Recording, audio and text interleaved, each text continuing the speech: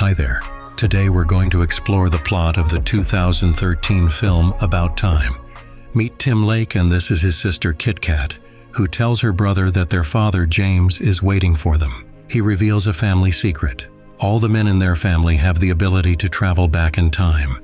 Naturally, Tim doesn't believe him at first. According to his father, one can only return to a moment and place where they have already been before. To do this, you must find a dark place, clench your fists, and imagine yourself in that moment. Tim jokes that when he comes downstairs after standing in the closet with clenched fists, his father will regret it.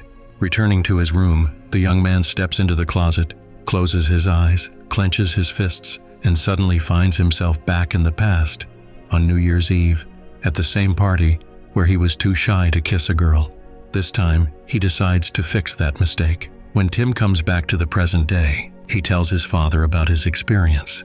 His father admits that he used this gift mainly to reread an enormous number of books. Tim immediately thinks about using the ability to make money, but his father warns him against it, explaining that Tim's grandfather once tried to become rich and ended up losing all his friends. He advises his son to use this extraordinary gift to make his life truly the way he wants it to be. Tim begins to think that it might help him improve his personal life. That summer, Charlotte, Kit Kat's friend, comes to visit them.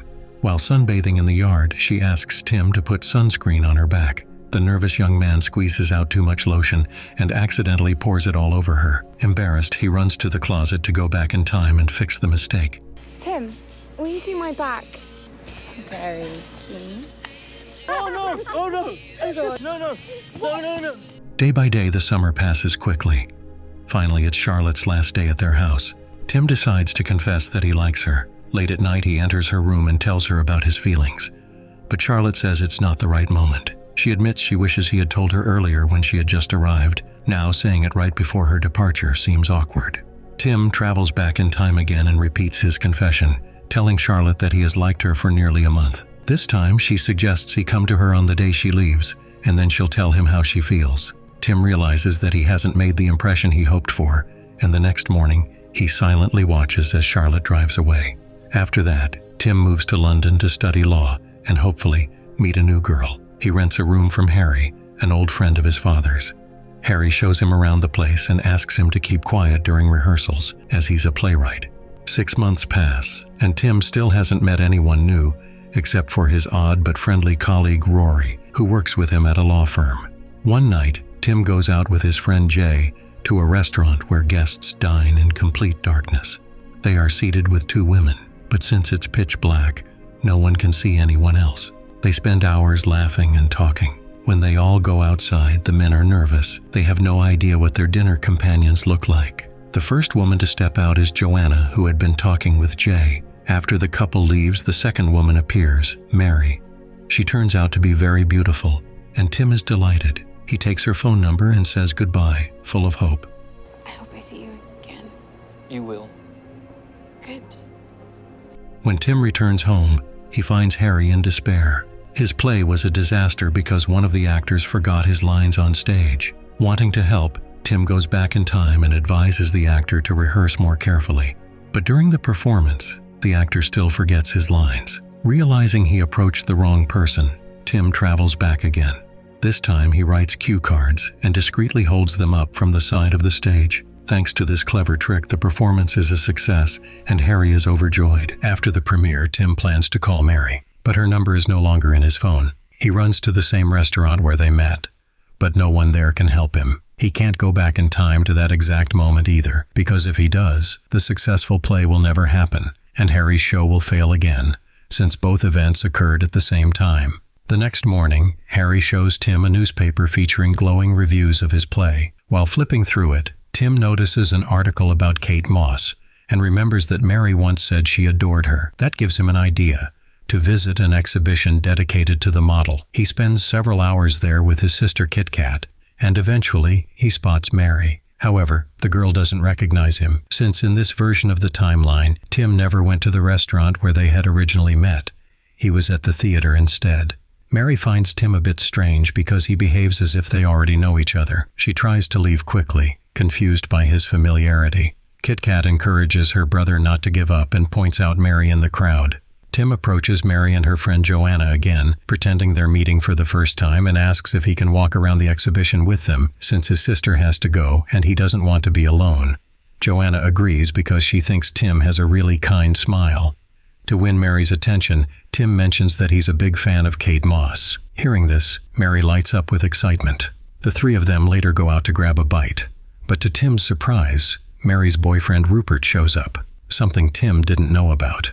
It turns out Mary met Rupert a week earlier at one of Joanna's parties. Tim quietly asks Joanna for her address and apartment number, pretending it's because he's a visual person and likes to imagine things clearly. Joanna tells him where she lives and the time Rupert first arrived that night. Tim excuses himself to the bathroom, clenches his fists, and jumps back in time.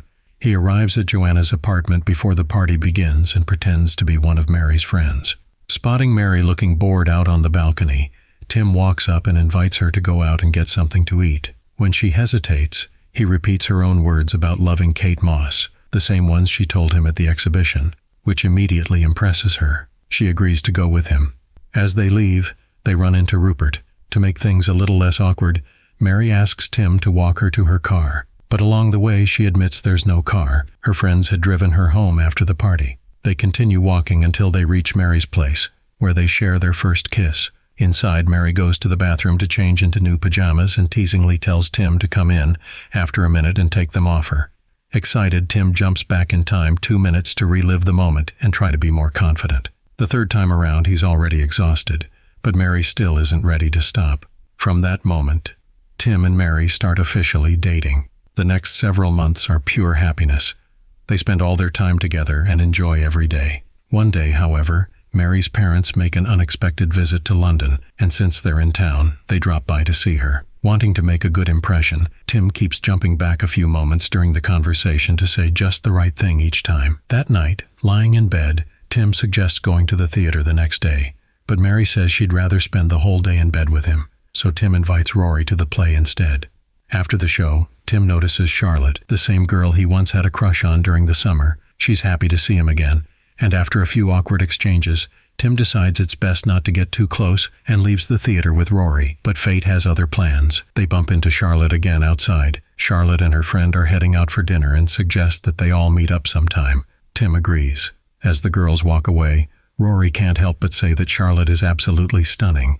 But just a few minutes later, Charlotte runs up to Tim, saying her friend canceled their plans and invites him to dinner instead. They have a great evening together. Charlotte even admits that they wasted the entire summer not being together, and if she had the power to turn back time, she would have said yes to him back then. When they reach her home, she invites Tim to come inside, but he politely declines, realizing that his heart truly belongs to Mary. Leaving Charlotte behind, Tim rushes home and proposes to Mary. She happily says yes. Tim shares the joyful news with his parents, and when the couple visits them, he also reveals that the wedding will happen soon, because Mary is pregnant.